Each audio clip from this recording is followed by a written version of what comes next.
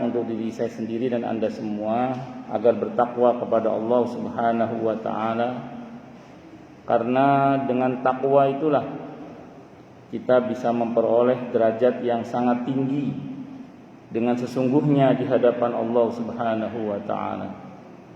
Sebagaimana firman Allah dalam Al-Qur'an di surah Al-Hujurat ayat 13. A'udzubillahi samii'il 'aliim minasyaitonir rajim.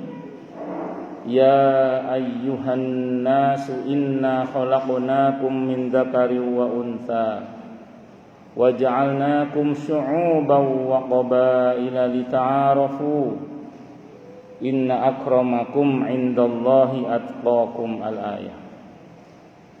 Wahai manusia, sesungguhnya kami telah menciptakan kalian dari seorang laki-laki dan seorang perempuan, berkembang menjadi bersuku-suku dan berbangsa-bangsa agar kalian saling mengenal. Sesungguhnya yang paling mulia di antara kalian di sisi Allah adalah yang paling bertakwa. Allah juga berjanji akan memberikan bonus bagi siapapun yang sungguh-sungguh bertakwa kepada Allah, berupa solusi atau jalan keluar dari setiap masalah yang dia hadapi. Dan Allah juga berjanji akan memberikan dia rizki dari arah yang dia tidak duga sebelumnya. Sebagaimana firman Allah dalam Al-Quran di surah At-Talaq ayat 2 dan 3. A'udzu billahi samii'il 'aliim minasyaitonir rajim. Wa may yattaqillaha yaj'al lahu makhraja wa yarzuqhu min haitsu la yahtasib. Dan barang siapa orang yang bertakwa kepada Allah, maka Allah akan berikan dia jalan keluar dan rizki yang tak terduga. Para jamaah sekalian, hafizani wa hafizakumullah. Nama dan sifat Allah yang insya Allah akan kita bahas pada subuh kali ini adalah nama dan sifat Allah Asy-Syakur. Asy-Syakur secara umum diterjemahkan dengan yang maha menerima syukur. Jadi Asy-Syakur secara umum diterjemahkan dengan Allah yang maha menerima syukur. Jadi Allah itu sewenang kalau ada hambanya yang bersyukur. Saking sewenangnya sampai Allah janjikan nikmat yang akan ditambah dengan sungguh-sungguh. Karena taukidnya itu double-double. Kalau Anda perhatikan di surah Ibrahim ayat 7 itu, wa ta'adzana rabbukum la in syakartum la azidannakum. Itu ada lamnya lam taukid, nunnya nun taukid. Taukid itu pengokohan, sungguh-sungguh. Kalau kita bersyukur, sungguh-sungguh nikmat dari Allah untuk kita pasti akan ditambah.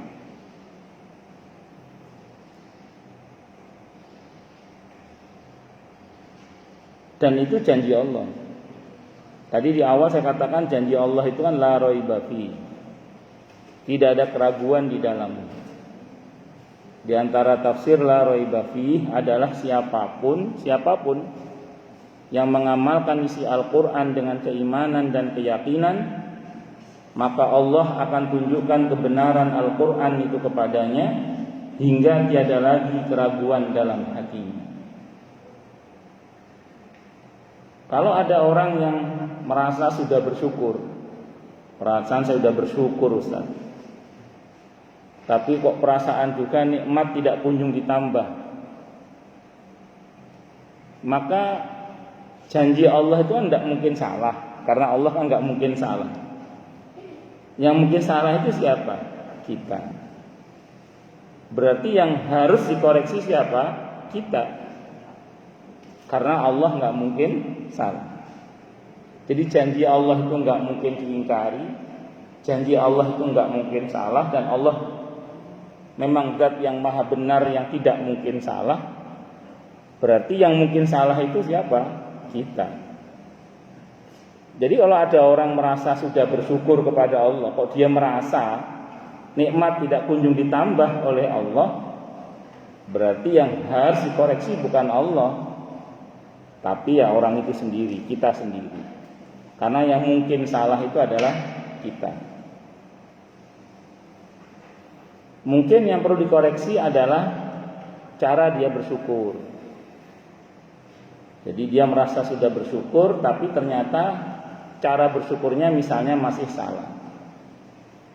Lalu pertanyaannya, bagaimana cara bersyukur yang baik dan benar itu? Kata para ulama, bersyukur itu cakupannya ada 3, kata para ulama. Jadi bersyukur itu cakupannya ada 3. Yang pertama, asyukru bil lisan, syukur dengan menggunakan lisan. Lisan mengucap alhamdulillah. Yang kedua, asyukru bil jinan, bersyukur dengan hati. Jadi lisan mengucap alhamdulillah, hati mengucap alhamdulillah. Kenapa saya contohkan alhamdulillah? Kalau lisan kan biasa ya alhamdulillah. Tapi hati itu rasanya alhamdulillah. Karena di antara makna syukur itu adalah dada ini terasa penuh dengan nikmat dari Allah Subhanahu wa ta'ala. Makanya kalau lisan mungkin biasa alhamdulillah, terima kasih. Tapi dada terasa alhamdulillah, rasanya itu loh. Rasanya Allah itu asyukru bil lisan, bil jinan, dengan hati. Kalau orang Jawa bilang itu ben ke abang-abang lambe, dia nggak pura-pura di bibir itu loh. Maka hati juga harus ikut bersyukur. Kemudian yang kedua, yang ketiga asyukru bil arkan, bersyukur dengan bahasa tindakan. Jadi bersyukur dengan lisan, bersyukur dengan hati, dan yang ketiga bersyukur dengan tindakan. Jadi syukur itu mesti dikonkretkan gitu. Kalau kita punya harta, ya berbuat baik dengan harta kita. Kalau kita punya jabatan, ya kita berbuat baik dengan jabatan kita. Kalau kita punya waktu yang luang, punya kesehatan dengan izin Allah, maka kita manfaatkan semua itu untuk berbuat baik yang bermanfaat untuk dunia akhirat kita, yang mendekatkan kita kepada Allah Subhanahu wa ta'ala. Maka dengan itu diharapkan syukur kita ini komplit. Jadi lisan bersyukur, hati bersyukur, perbuatan juga mencerminkan syukur. Nah, itulah bersyukur yang benar itu seperti itu, kata para ulama itu. Allahu Akbar. Terus kemudian kalau misalnya cara bersyukurnya sudah dikoreksi, kok juga misalnya merasa ini perasaan dia, nikmat tidak kunjung ditambah misalnya, tolong koreksi juga cara pandang kita tentang nikmat. Itu tolong dikoreksi juga cara pandang kita tentang nikmat.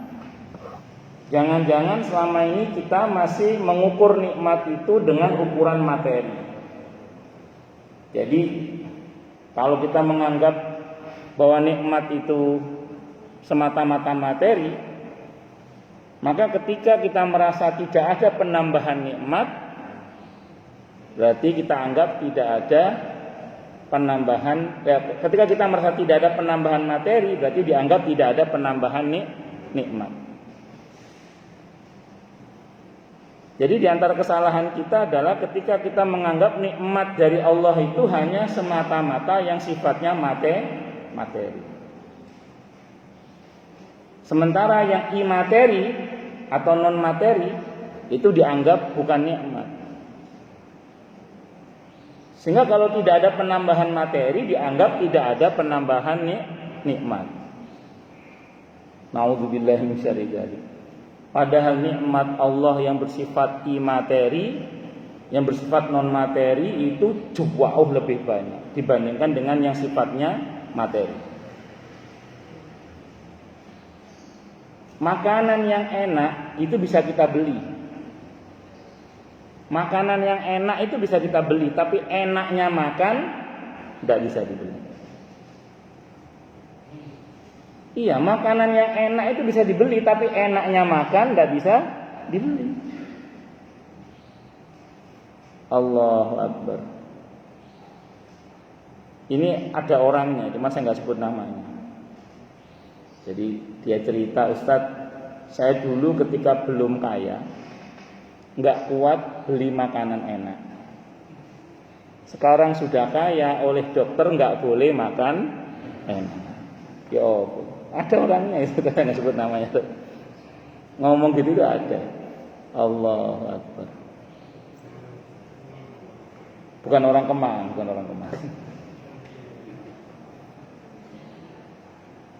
Tapi nggak tahu kalau sekarang udah pindah ke Kemang, saya nggak tahu juga. Jadi dulu sebelum kaya nggak kuat beli makanan enak, sekarang sudah kaya, oleh dokter nggak boleh makan enak. Dulu itu saya masih di Surabaya saat itu. Ada pengusaha organda di Surabaya, saya nggak sebut merek organdanya. Nah, itu ya menurut saya ya, kawaya menurut saya, kawaya. Sugih lah. Tapi hari-hari itu makannya kentang sama air putih, hari-hari. Sementara pembantunya sudah berapa puluh tahun yang lalu, pembantunya itu gajinya cuma 750.000 saat itu. Saat itu berapa puluh tahun yang lalu ya lumayan banyak lah gaji segitu itu. Kalau sekarang gaji segitu ya banyak utangnya. Nah, itu gajinya cuma 750.000, tapi soto, sate, siti itu dimakan semua. Soto, sate, siti dimakan semua. Allahu Akbar. Jadi makanan yang enak bisa kita beli, tapi enaknya makan tidak bisa kita beli. Tempat tidur yang enak bisa kita beli, tapi enaknya tidur nggak bisa kita beli. Enaknya makan tuh nikmat dari Allah.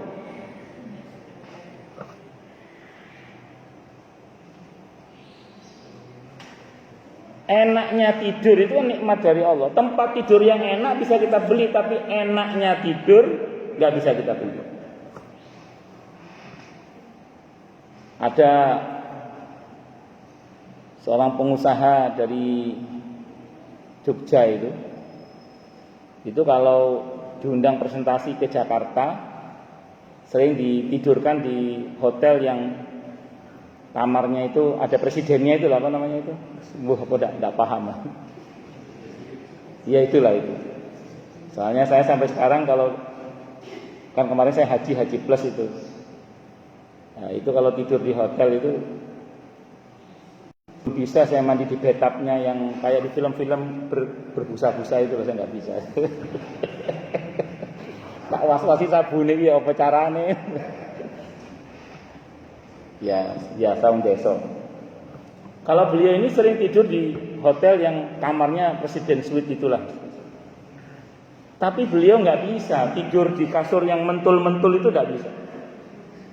Beliau itu dari sejak kecil bisanya cuma tidur di bukan balai bu,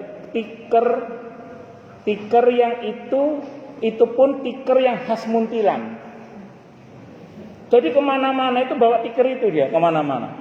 Jadi begitu masuk kamar hotel, kayak kasur yang mentul-mentul itu, yang saya kalau ngeliat kasur itu kan pengennya bawahnya pengen apa ya? Ya, lek bahasa Jawa itu wis kudu turu tok ae ngono kan, kasur empuk ngono ya. Ini enggak, beliau gelar kasur, enggak jadi tidur di kasurnya tapi gelar tikernya tidur di atas tiker. Di tempat tidur yang enak bisa kita beli, tapi enaknya tidur enggak bisa kita beli. Mungko kasurnya kan mentul-mentul gitu kalau bahasa kita. Allah. Saya pernah diundang jamaah saya, orang Bumi Malaka Asri Klender. Diundang orang di sana. Saya datang ke rumahnya. Ternyata beliau itu saat saya datang itu sudah 7 hari nggak bisa tidur. Sudah 7 hari nggak bisa tidur. Kurang lebih beliau cerita, pokoknya sarafnya kayak mau pecah semua rasanya. Karena 7 hari nggak bisa tidur. Sementara dalam perjalanan menuju ke Klender itu, ketika beliau mengundang saya itu, dalam perjalanan ke Klender, saya ketemu sama tukang becak. Di Harapan Indah itu masih ada becak. Orang meringkuk di becaknya tidur, melungker. Bisa, enak. Terus saya lewat BKT menuju ke arah Klender itu di pinggir BKT itu ada tukang ojek. Enak tuh tidur di motornya itu. Sewantai itu. Saya mikir gini, ini mikir saya. Andaikan orang-orang yang saya bawa, orang-orang yang tidur di becak tadi, di ojek tadi, saya bawa ketemu sama jamaah saya tadi. Terus saya bilang, Pak, ini ada yang mau jual enak tidurnya, Pak. Kira-kira dibeli nggak kira-kira itu? Dibeli. Andaikan boleh dan bisa dijual. Itu pembantunya pengusaha organda tadi, andaikan bisa ngomong ke majikannya bisa dijual itu. Pak, Pak, tukar posisi Pak. Enak makan saya jual sama Bapak. Maka bersyukurlah kepada Allah. Kalau kita semua ini masih merasakan nikmatnya, ya enaknya makan duren, enaknya makan sate kambing mudanya Cak Dur misalnya. Masih merasakan nikmat makan yang merasakan enaknya makan, alhamdulillah kita patut syukuri. Jadi saya mau sampaikan bahwa nikmat yang sifatnya non materi itu banyak sekali, terutama nikmat iman dan Islam. Karena dengan iman dan Islam itu kita bisa bersyukur, kita bisa bersabar, kita bisa bertawakal hanya kepada Allah Subhanahu wa ta'ala. Orang dikagetkan dengan sebuah masalah misalnya, jebret, sedih pasti. Tapi kalau kelengkapan iman dan Islamnya kuat, sabarnya akan menguatkan. Sambil mengatakan apa? Kata sabar. Ya terus mau gimana? Kata sabar. Kamu mau teriak-teriak, mau nggak terima dengan keadaan ini? Apa terus kalau kamu nggak terima dengan keadaan ini, kamu terus kalau sakit jadi sembuh apa? Apa kalau terus punya utang lunas apa? Apa terus kalau kemudian kamu teriak-teriak kalau miskin jadi kaya apa? Sama sabar diceramai. Mending kamu sabar, rontok dosa, dekat dengan pertolongan Allah. Akhirnya kita mencoba untuk sabar. Akhirnya syukurnya juga ngomong. Jadi kalau orang punya kelengkapan iman kan mungkin sering, tidak tahu ya Anda pernah ngalami apa enggak ngomong dengan diri sendiri itu. Yang tanpa kita sadari kita sedang ngobrol dengan sabar, dengan syukur. Kata syukur ngomongnya, kamu itu alhamdulillah, biarpun kamu dalam kondisi seperti ini, tapi masih punya istri yang peduli, punya suami yang sayang, punya saudara yang peduli, punya anak-anak yang berbakti. Bersyukurlah pada Allah, bersyukurlah pada Allah. Jadi disuruh syukur, jadi lebih plong lagi, alhamdulillah. Tadinya sabar meningkat jadi apa? Syukur. Tidak kurang-kurang orang menghadapi kondisi seperti ini, anaknya tidak berbakti, bahkan durhaka pada orang tuanya, pasangannya tidak peduli, bahkan malah sibuk senang-senang sendiri. Nauzubillah min dzalik. Terhumulah macam-macam. Ini kamu bersyukur pada Allah punya pasangan yang peduli, punya anak-anak yang berbakti, punya saudara yang peduli, punya teman-teman yang peduli. Bersyukur, alhamdulillah. Menguatkan, syukur menguatkan. Terus ditambah tawakal. Kata tawakal ngomong, sudah serahkan semuanya pada Allah. Wong yang ngatur hidup kamu itu bukan kamu kok. Ngapain kamu pusing? Yang ngatur hidup kamu itu bukan kamu. Siapa? Allahu Rabbul Alamin. Allah pengatur alam semesta, termasuk kamu itu yang ngatur ya Allah. Apa yang kamu pusing, serahkan semuanya kepada Allah. Kalau kamu serahkan semuanya pada Allah, kamu akan dekat dengan pertolongan Allah. Wa may yatawakkal 'alallahi fahuwa hasbuh. Siapa yang bertawakal kepada Allah, maka Allah yang akan menolong. Allah akan mencukupinya. Allahu Akbar. Itu proses, itulah nikmat terbesar, namanya nikmat iman, nikmat Islam. Asyakur terambil dari akar kata syakaro, yang maknanya berkisar antara lain pada pujian atas kebaikan serta penuhnya sesuatu. Makanya kalau kita ada orang berbuat baik kepada kita, kita bilang syukron. Nah, syukron itu tanda bahwa kita berterima kasih atas kebaikan orang itu dengan mengucapkan syukron tadi. Kalau kepada Allah kita ucapkan alhamdulillah, segala puji bagi Allah. Nah, terus tadi dimaknai juga dengan penuhnya sesuatu. Makanya tadi lisan kita mengucap alhamdulillah, tapi hati berucap alhamdulillah. Itu namanya syukur. Jadi tidak cuma di lisan tapi juga di hati. Supaya enggak abang-abang lambe itu loh. Nah, enggak apa bahasa Inggrisnya enggak abang-abang lambe itu apa? Lips apa? Ya itulah. Saya enggak ngerti. Saya kalau ngomong bahasa Inggris kurang pede kan. Dalam Al-Qur'an kata syukur biasanya dihadapkan dengan kata kufur. Seperti yang terdapat dalam Al-Qur'an surah Ibrahim ayat 7 yang sering saya sampaikan ini, wa ita'adzana rabbukum la in syakartum la azidannakum wa la in kafartum inna adzabi lasyadid. Lawannya syukur, kufur. Berarti orang yang tidak bersyukur dia kufur, namanya kufur nikmat. Namanya kufur apa? Kufur nikmat. Nah, kalau syukur pasti dibalas oleh Allah dengan penambahan nikmat. Kalau ada orang yang merasa sudah bersyukur, kok nikmat perasaan dia tidak kunjung ditambah, yang perlu kita koreksi apa tadi? Pertama, cara kita bersyukur. Dan yang kedua, cara pandang kita tentang nikmat. Bahwa ternyata nikmat itu tidak hanya yang bersifat materi, tapi ada banyak nikmat itu yang sifatnya non materi atau imateri tadi itu. Allahu Akbar. Nah, sementara kalau kita kufur, Allah tidak langsung mengancam dengan mengatakan pasti akan aku adab, tidak. Tapi Allah mengingatkan, wala in kafartum, dan jika engkau kufur, Allah pakai kalam khabar, pemberitahuan, maka wala in kafartum inna adabi lasyad, ketahuilah sesungguhnya siksa itu amat sangat pedih. Jadi Allah enggak ngancam pasti akan aku siksa, enggak. Karena Allah memberi kesempatan hamba itu untuk bertaubat.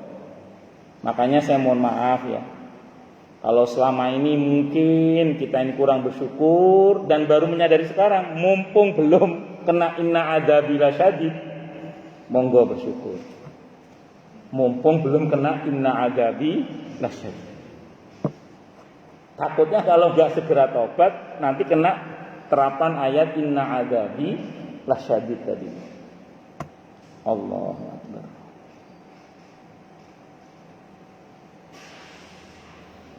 Kata para ulama, ini karena syukur kufur diperhadapkan. Ini karena syukur juga diartikan sebagai menampakkan sesuatu ke permukaan. Sedangkan kufur adalah menutupinya. Menampakkan nikmat Allah antara lain dalam bentuk memberi sebagian dan nikmat Allah, memberikan sebagian dari nikmat Allah kepada pihak lain, sedangkan menutupinya adalah dengan berlaku kikir. Jadi orang yang bersyukur kecenderungannya dia akan menampakkan nikmat itu dalam bentuk berbagi. Ya, kalau dia punya ilmu, berbagi dengan ilmunya. Kalau dia punya kekuasaan, dia akan berbuat baik dengan kekuasaannya. Kalau dia punya harta, dia akan berbuat baik dengan hartanya. Jadi tampak kebaikannya itu. Bahkan kalau kita pahami makna wa amma bi ni'mati rabbika fahaddits, ketika kemudian kita menampakkan nikmat Allah dalam rangka untuk tahaddus bi ni'am, dalam rangka untuk membicarakan nikmat Allah, untuk menampakkan nikmat Allah dengan rasa syukur, bukan rasa takabur tapi rasa syukur, wah itu Allah senang banget. Allah senang banget. Makanya menampakkan nikmat sebagai rasa syukur itu bagian dari wa amma bi ni'mati rabbika fahaddits. Walaupun aktualisasinya masing-masing ulama berbeda-beda. Kayak contoh gini, Imam Malik misalnya.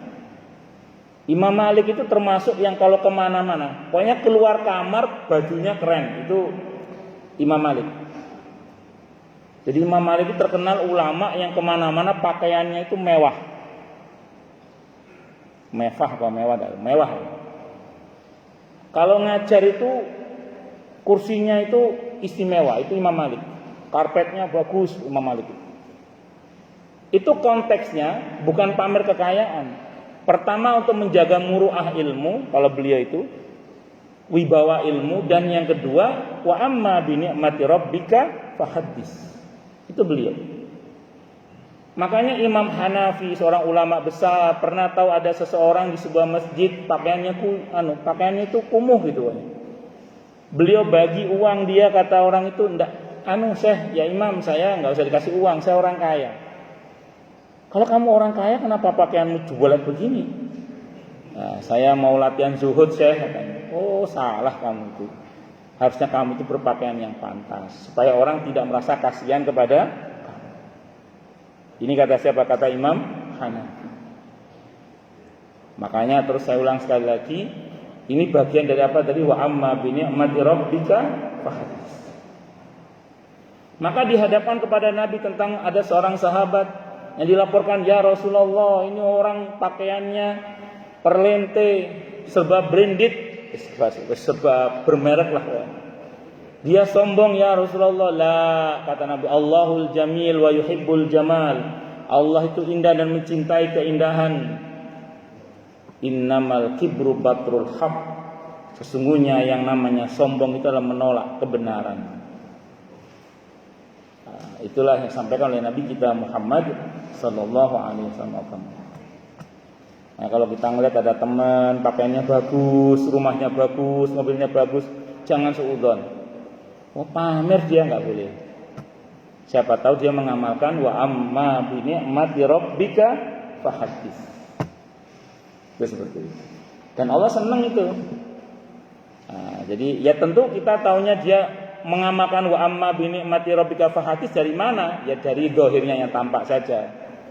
Tampak zahirnya rendah hati walaupun serba bagus tampilannya.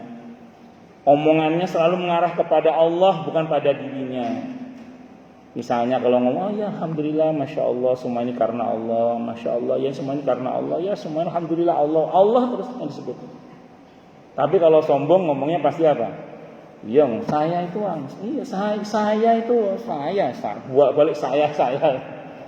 "Oh iya saya itu saya." Allahu Akbar.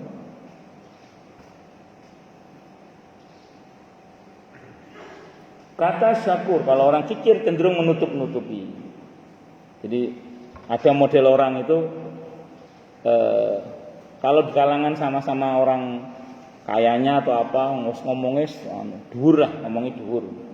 Kalau giliran ada orang minta tolong, wae ngomong iya, wae ngomongnya ceritanya sedih terus. Ben gak disili.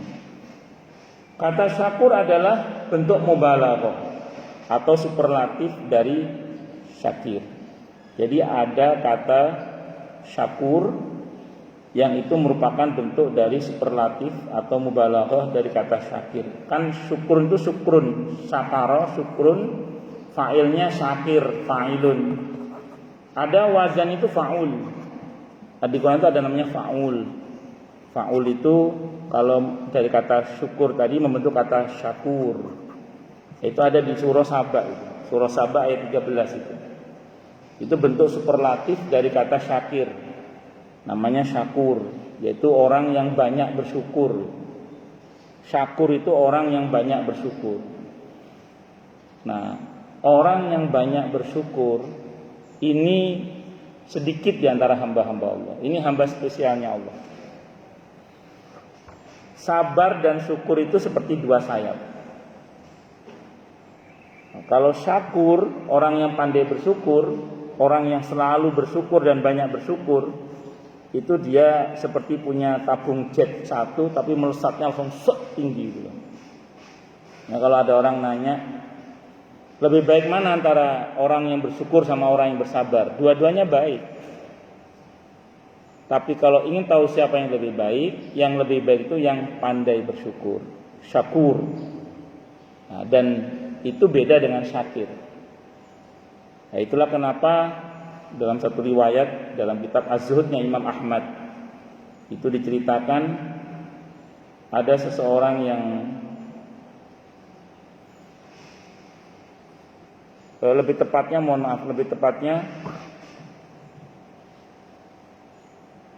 saya lupa. Pokoknya ada orang kitanya gini.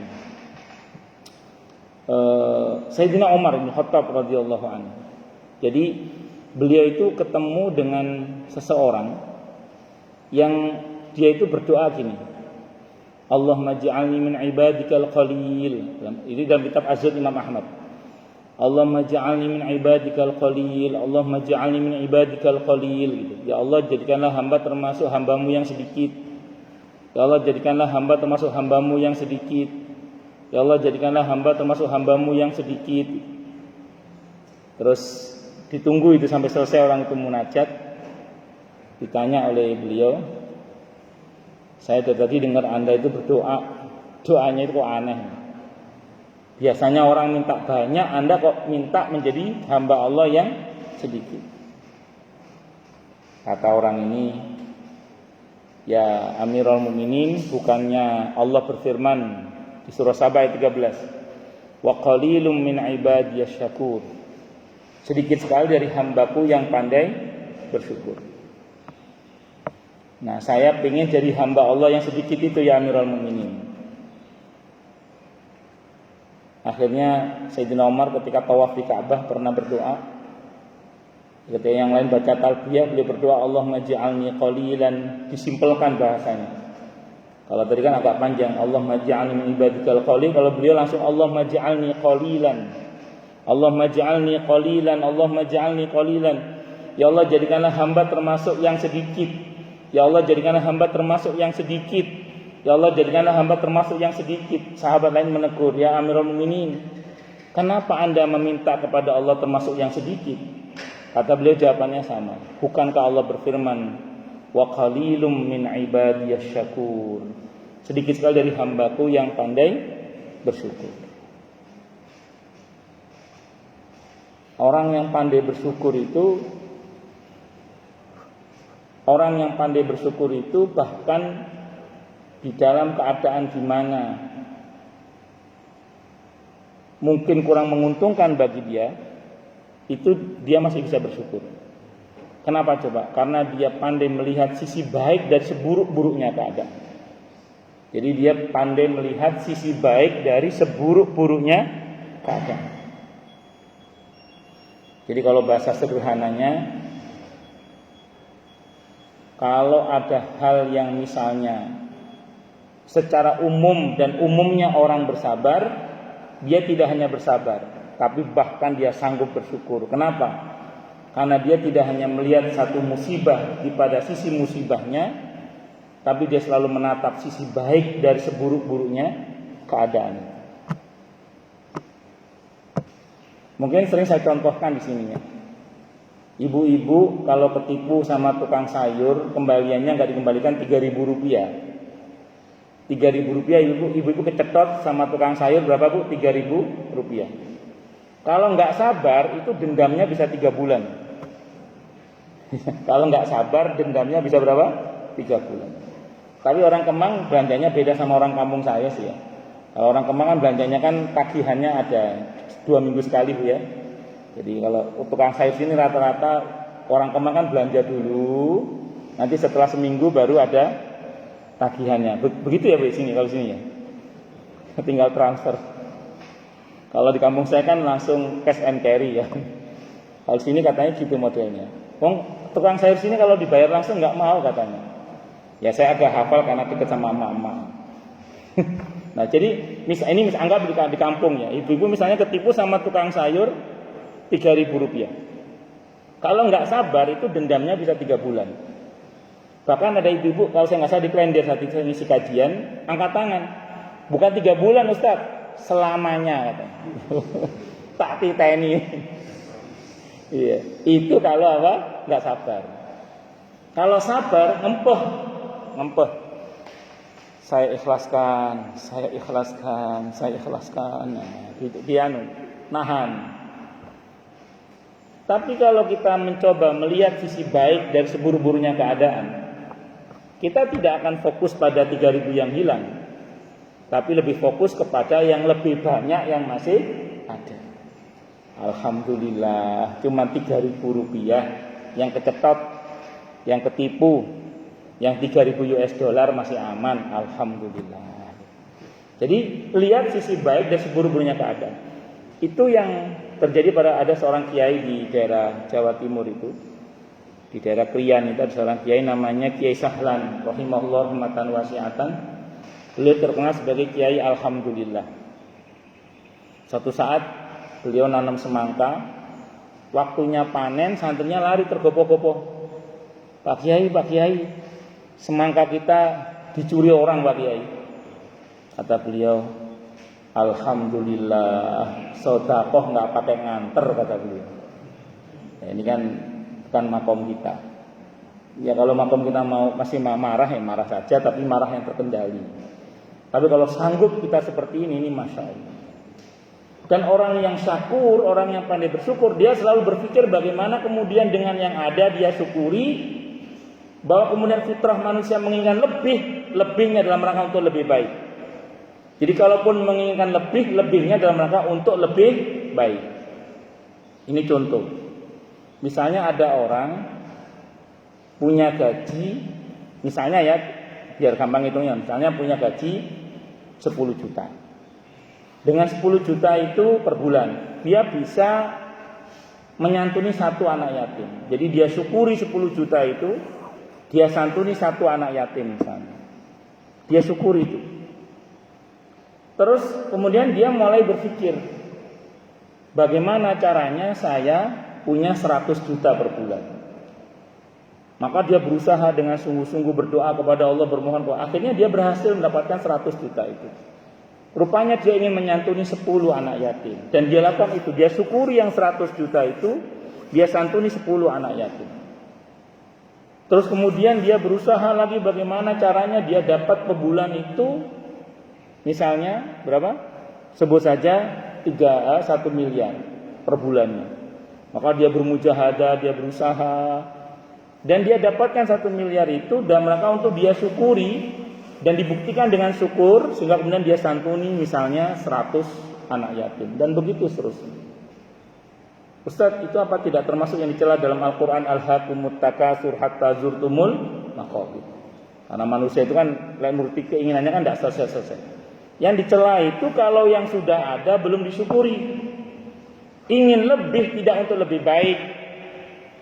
Jadi yang ada saja belum disyukuri, pengen lebih tapi lebihnya tidak untuk lebih baik.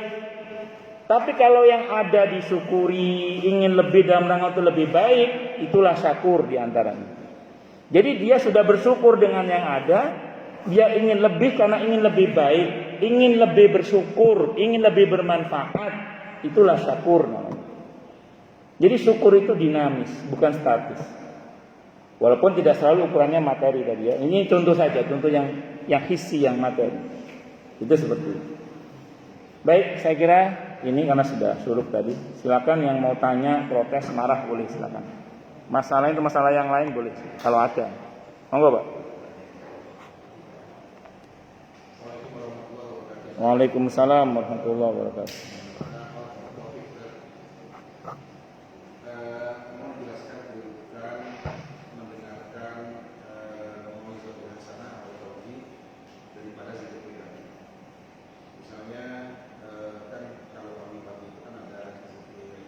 Pagi nanti ya.